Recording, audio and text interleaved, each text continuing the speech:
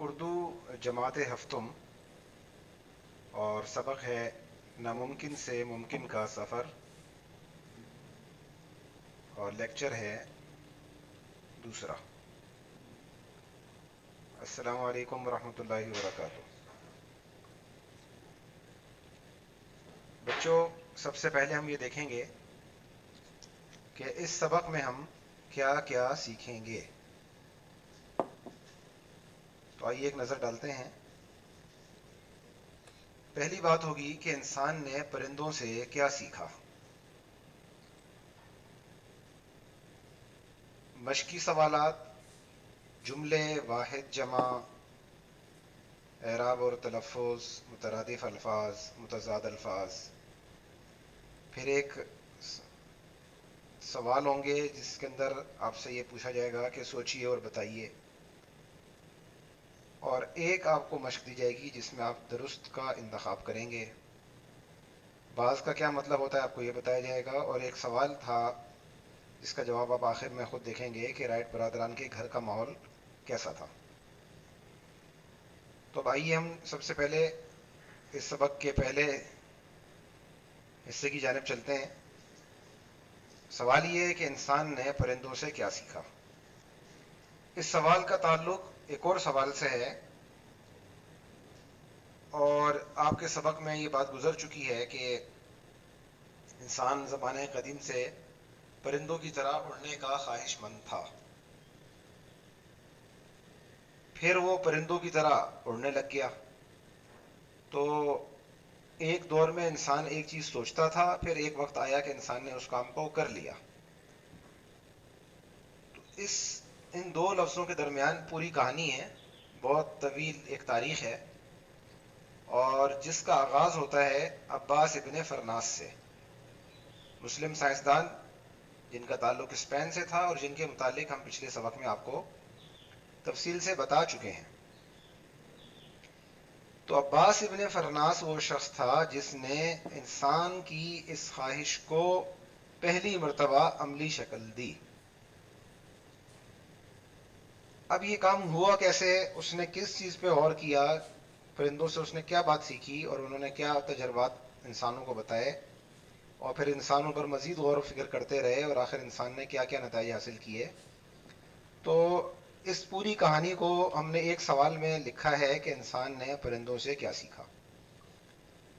تو بہت تفصیل سے تو آپ جب خود مطالعہ کریں گے، پرندوں کے متعلق لکھی گئی کتابوں کا مطالعہ کریں گے، مزید سائنسدانوں نے اس حوالے سے جو تحقیقاتی رپورٹیں پیش کی ہیں جن کا ترجمہ اردو میں بھی موجود ہوتا ہے، مل جائے گا آپ کو، یا آپ کتابیں پڑھیں گے مزید اس حوالے سے، تو آپ بہت اچھی طریقے سے جان لیں گے۔ ہم چند باتیں آپ کو بتا دیتے ہیں۔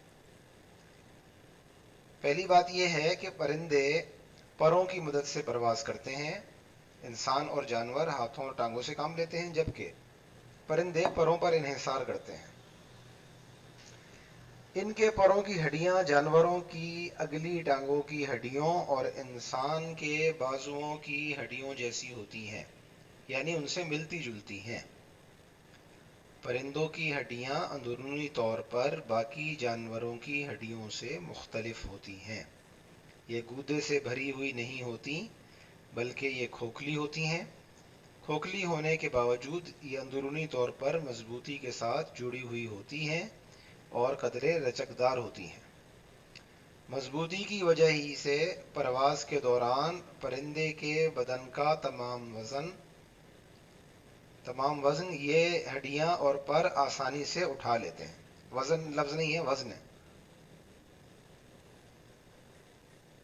تو پر جو ہیں اتنے ہی مضبوط ہوتے ہیں اور ان کا نظام اندر سے اتنا مستحکم ہوتا ہے کہ یہ پر پرندے کے جسم کو آسانی سے اٹھا لیتے ہیں۔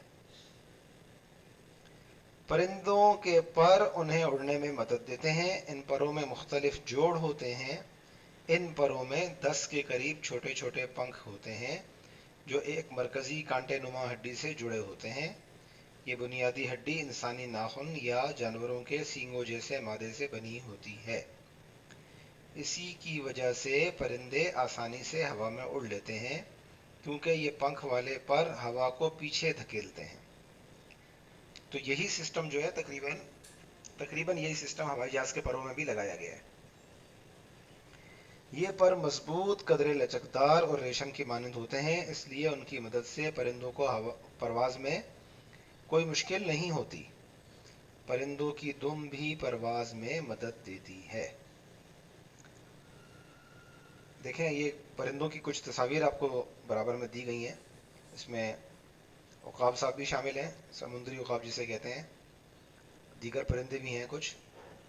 تو یہ ان کی پرواز کی تصاویر ہیں جس سے آپ کچھ اندازہ لگا سکتے ہیں. جو باتیں ہم بتا رہے ہیں ان کے متعلق آپ کچھ نہ کچھ تو سمجھ ہی سکتے ہیں. اب آگے دیکھتے ہیں. پرندوں کے جسم کی نچلی ساخت بھی پروں کی مدد کرتی ہے. پرندوں کی ایک مخصوص ساخت ہوتی ہے جسم کی، پیروں کے نیچے جو جسم آتا ہے، یہ ساخت بھی اڑنے میں بہت مدد فراہم کرتی ہے، کیونکہ اسی ساخت کی وجہ سے ہوا پروں کے نیچے آ جاتی ہے. پروں کے ساتھ جڑا ہوا سینے کا حصہ، اس کے مضبوط پٹھے بھی اڑان بھرنے میں قوت فراہم کرتے ہیں. پر عام طور پر پرندے کے جسم کے مجموعی وزن کا 25% ہوتے ہیں. تو 25% وزن پروں کے ساتھ ہی ہوتا ہے پرندے کا، اور یہ 25% جو پروں کا جو وزن ہے یہ باقی 75% کو اٹھا لیتا ہے. اب آپ کسی سائنٹسٹ سے بات پوچھیے کہ ہوائی جہاز میں کیا اصول ہوتا ہے. پر عام طور پر پرندے کے جسم کے مجموعی وزن کا 25% ہوتے ہیں. بعض پرندے پروں کو پھڑ پھڑا کر اڑتے ہیں، جیسے کبوتر وغیرہ آپ دیکھیں، وہ پہلے پر پھڑ پھڑاتے ہیں اور اس کے بعد وہ پھر اڑ جاتے ہیں. پھر جب وہ ہوا میں اوپر چلے جاتے ہیں تو پھڑ پھڑائے بغیر بھی اڑ رہے ہوتے ہیں. ہاں کوا وغیرہ بھی اسی طرح کرتا ہے، لیکن عقاب وغیرہ جو ہے نا یہ پروں کو پھڑ پھڑائے بغیر بھی اڑ جاتے ہیں، یہ گلائڈر کی طرح. تو بعض گرم ہوا پر پروں کو پھیلائے گھنٹوں اڑتے رہتے ہیں. چیل صاحبہ کو آپ نے دیکھا ہو، چیل صاحبہ بھی ایسے کرتی ہیں. بعض پرندے گلائڈر کی طرح پرواز بھرتے ہیں. اب دیکھیے کتنی عجیب بات. ایسے پرندے بھی ہیں جو مسلسل کئی مہینوں تک اڑنے کی صلاحیت رکھتے ہیں. وہ سمندر پر ہی محو پرواز رہتے ہیں اور اڑتے اڑتے ہی نیند پوری کر لیتے ہیں.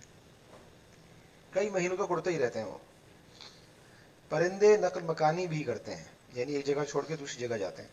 اس نقل مکانی کے دوران وہ ہزاروں میل کا سفر کر کے دور دراز علاقوں تک پہنچتے ہیں اور پھر مقررہ وقت پر ہی وہ واپس آ جاتے ہیں. سائنسدان حیران ہیں کہ آخر ان پرندوں کو سفر، نقل مکانی، راستے میں خوراک کی تلاش اور پھر مقررہ وقت پر واپسی کا علم کس نے سکھایا ہے. یہ بڑی ترتیب سے سینکڑوں ہزاروں سالوں سے پرندوں کا یہ معمول چلا آ رہا ہے. یہ پرندوں کو کس نے سکھایا ہے؟ لیکن بچوں آپ کو تو معلوم ہی ہوگا کہ ان پرندوں کو یہ سب کس نے سکھایا ہے. جی ہاں، اسی ذات باری تعالیٰ نے پرندوں کو یہ سب کچھ سکھایا ہے جس نے انسانوں کو سوچنے، سمجھنے اور جاننے کی صلاحیت دی ہے.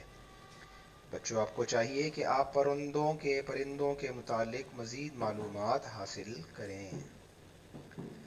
چلیے جناب اگلے صفحے پر. ابھی آپ کو سوالات دیے گئے ہیں. یہ سوالات آپ کے لیے اتنے آسان ہو گئے ہیں اور ان کے جواب بھی آپ کے لیے اتنے آسان ہیں کہ ہمیں تو ضرورت ہی محسوس نہیں ہو رہی ہم آپ کو کچھ بتائیں، لیکن چند باتیں ہم پھر بھی آپ کو بتا دیتے ہیں. انسان نے پرندوں کو دیکھ کر اڑنے کی کوشش کی. ٹھیک ہے، کیا آپ اس کا کوئی ثبوت دے سکتے ہیں؟ بچوں، ابن فرناس کی جو کوشش ہے وہ اس بات کا ثبوت ہے. ایک کتاب کا حوالہ ہم نے ساتھ آپ کو دیا ہوا ہے، تصویر میں آپ دیکھ سکتے ہیں. تو مسلم سائنسدان عباس ابن فرناس کی جو کوشش ہے وہ اس بات کا ثبوت ہے کہ انسان نے پرندوں کو دیکھ کر ہی اڑنے کی کوشش کی تھی.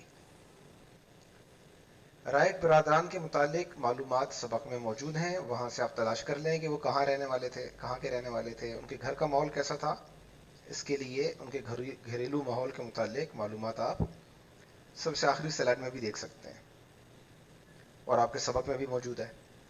رائٹ برادران کے قصے سے ایک سبق تو ہمت، کوشش، جد و جہد، جستجو اور دوسروں کے تجربات سے سیکھنا ہے. اور دوسرا سبق یہ ہے کہ انسان نے پرندوں کو دیکھ کر اڑنے کی صلاحیت تو حاصل کر لی، لیکن پرندوں کو دیکھ کر اللہ تعالیٰ کی ذات پر ایمان لانا اور اس پر یقین کرنا نہیں سیکھا۔ تو یہ چیز بھی ہمیں سیکھنی ہے۔ اب رائٹ برادران کے کارنامے سے آپ نے کیا سبق حاصل کیا ہم نے آپ کو بتا دیا، ان کی والدہ کیسی تھیں آپ خود پڑھ لیجئے، آخری سلائڈ میں بھی اس کا جواب موجود ہے۔ اب رائٹ برادران کا بنایا ہوا کھلونا ہیلی کاپٹر کیوں نہ اڑ سکا؟ تو بچوں آپ اتنے سمجھدار تو ہیں کہ آپ آسانی سے اس کا جواب دے سکتے ہیں، اس لیے اس سوال کا جواب آپ کی سمجھ بوجھ پر ہی ہم نے چھوڑ دیا ہے۔ آگے چلتے ہیں جناب۔ اب یہ سوال ہے کہ سبق کے مطابق درست جواب پر سائن کا نشان لگائیے، رائٹ کا نشان لگائیے، ٹک لگائیے۔ تو کون سا ایسا بچہ ہوگا جو اس کو پڑھ بھی نہ سکتا ہو اور پھر وہ سبق میں سے دیکھ کر رائٹ برادران کی عمروں میں کیا فرق تھا، ان کے والد کون تھے، ولبر رائٹ کب یعنی کہاں کون سی ریاست میں پیدا ہوا، ان سوالوں کے جواب نہ دے سکے؟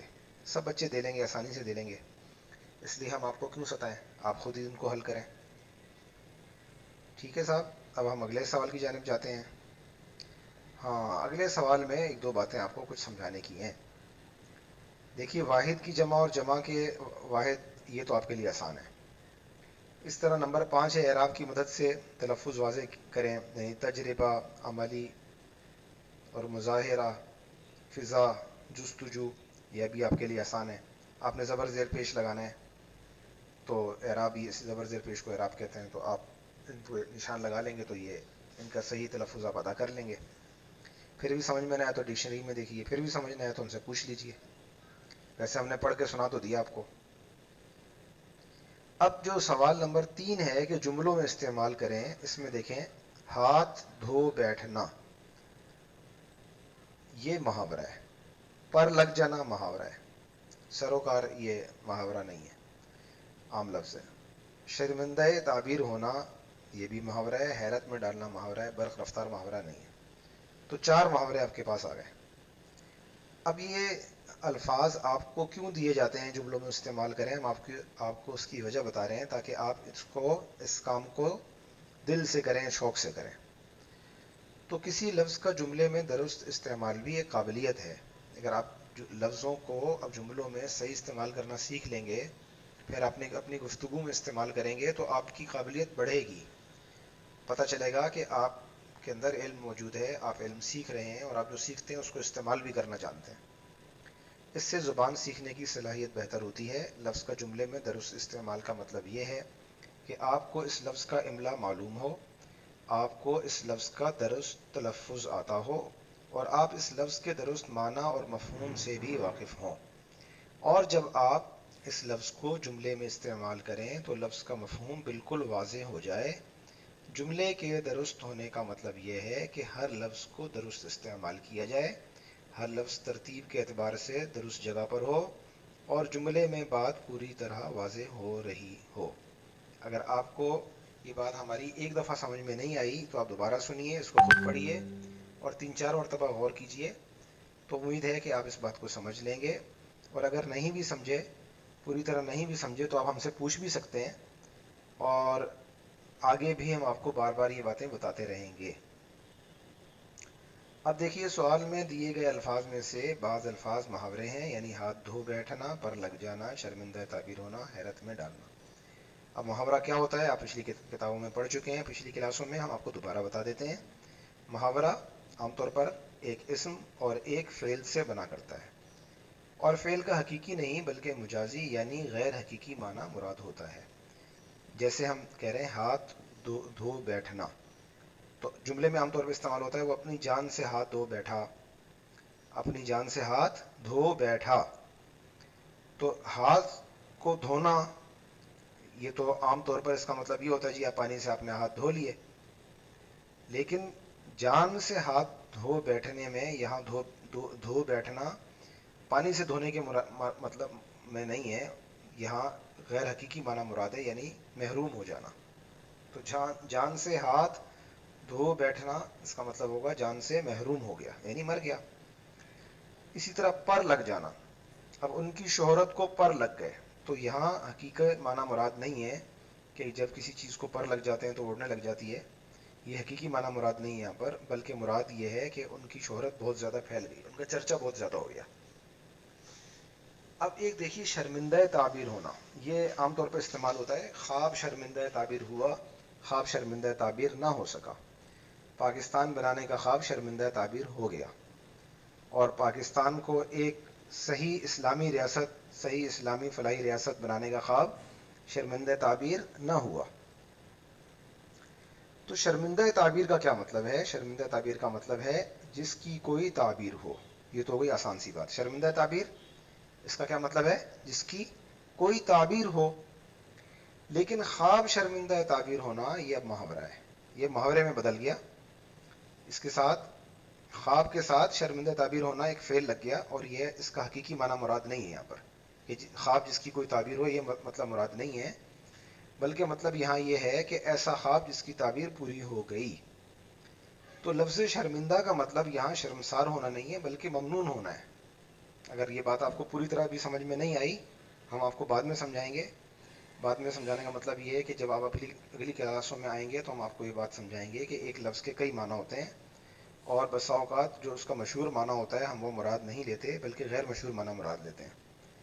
تو شرمندہ تعبیر ہونا میں شرمندہ کا جو عام مشہور مطلب ہے شرمسار ہونا، وہ مراد نہیں ہوتا، بلکہ ممنون ہونا مراد ہوتا ہے، اور شرمندہ تعبیر کا مطلب ہوتا ہے ایسی چیز یا ایسی کوئی تصور یا خیال یا خواب جس کی کوئی تعبیر ہو، اور جب ہم اس کو بطور محاورہ استعمال کرتے ہیں تو یہاں پر شرمندہ تعبیر ہونا کا جو مطلب ہم نے آپ کو پہلے بتایا کہ جس کی کوئی تعبیر ہو، وہ مراد نہیں ہے، بلکہ یہاں مراد یہ ہے کہ ایسا خواب جس کی تعبیر پوری ہو گئی۔ تو امید ہے کہ آپ کچھ نہ کچھ سمجھ گئے ہوں گے۔ آسان بات آپ سمجھ لیں کہ شرمندہ تعبیر ہونے کا مطلب، شرمندہ تعبیر کا مطلب ہے جس کی کوئی تعبیر ہو، اور جب ہم اس کو محاورے میں استعمال کرتے ہیں تو محاورے میں مراد یہ ہوتا ہے ایسا خواب جس کی تعبیر پوری ہو گئی ہو، اگر ہم ہونا لگائیں، اور اگر ہم نہ ہونا لگائیں تو اس کا مطلب ہوگا ایسا خواب جس کی تعبیر پوری نہیں ہوئی۔ آگے چلیے جناب۔ بچوں، آپ کے گھر کا ماحول آپ پر بے حد اثر انداز ہوتا ہے۔ اگر گھر کے ماحول میں سیکھنے، سکھانے اور پڑھنے پڑھانے کی باتیں ہوں گی تو بچوں پر اس کے اثرات ضرور ہوں گے۔ رائٹ برادران کے گھر کا ماحول آرول رائٹ نے خود ہی بتا دیا۔ گھر کا ماحول آرول رائٹ نے خود ہی بتا دیا ہے، جو آپ کے سبق میں موجود ہے۔ آپ اسے تلاش کیجئے اور جواب لکھیے۔ اس کے علاوہ ایک سلائیڈ میں بھی اس کا جواب دے دیا گیا ہے، یہ سلائیڈ سبق کے آخر میں موجود ہے۔ علم حاصل کرنے کے لیے مطالعہ نہایت ضروری ہے۔ یہ آپ سمجھ رہے ہیں، یہ جو سوچیے اور بتائیے کے جوابات بتائے جا رہے ہیں آپ کو۔ باقی جو 6 اور 7 ہے کہ ان لفظوں کے مترادف لکھیے اور ان الفاظ کے متضاد لکھیے، یہ آپ کو آتے ہیں، ہمیں ضرورت نہیں ہے بتانے کی، آپ خود دیکھ کے لکھ سکتے ہیں۔ تو مثلا خواہش کا آرزو ایک مترادف ہو سکتا ہے، مصروف کا مشغول ہو سکتا ہے، اور ٹھیک ہے، باقی بھی آپ دیکھ لیجئے اسی طرح، اور کامیاب کی ضد ناکام ہوگی۔ چلیے جناب، ہم جو پڑھ رہے تھے اس کو ہم دوبارہ پڑھنا شروع کرتے ہیں۔ علم حاصل کرنے کے لیے مطالعہ نہایت ضروری ہے۔ مطالعے سے نئی نئی چیزیں سیکھی اور سمجھی جا سکتی ہیں۔ مطالعے کے متعلق مزید معلومات آپ خود کہیں سے تلاش کر کے لکھیے گا۔ اب رائٹ برادران کی ایجاد سے دنیا میں کیسے انقلاب برپا ہوا؟ تو سفر آسان ہو گیا، جنگوں کا طریقہ بدل گیا، تجارت، کاروبار، صنعت اور دیگر کاموں کی رفتار تیز ہو گئی۔ اب 9 ہے، 9 کے اندر آپ صحیح اور غلط جملوں کو درست کریں، الگ الگ کریں اور انہیں درست کو کاپی میں لکھیں، غلط جملوں کو الگ کریں اور انہیں درست کر کے کاپی میں لکھیں، تو غلط جملے الگ کیجئے اور ان کو درست کر کے اپنی کاپی میں لکھیے۔ آخر میں کہ آپ کو معلوم ہے، تو یہ ایک لفظ کا مطلب آپ کو سمجھانے کی کوشش کی گئی ہے کہ ہوا باز میں باز کا کیا مطلب ہے۔ تو بازی کا لفظ آپ نے پڑھا ہے، جان کی بازی لگانا، بازی جیتنا، بازی ہارنا، تو بازی کے معنی ہے کھیل اور باز کے معنی ہے کھیلنے والا، یوں ہوا باز کے معنی ہوئے ہوا سے کھیلنے والا۔ اب نیچے الفاظ، دیے گئے الفاظ پہ غور کریے اور اپنے کاپیوں میں لکھیے۔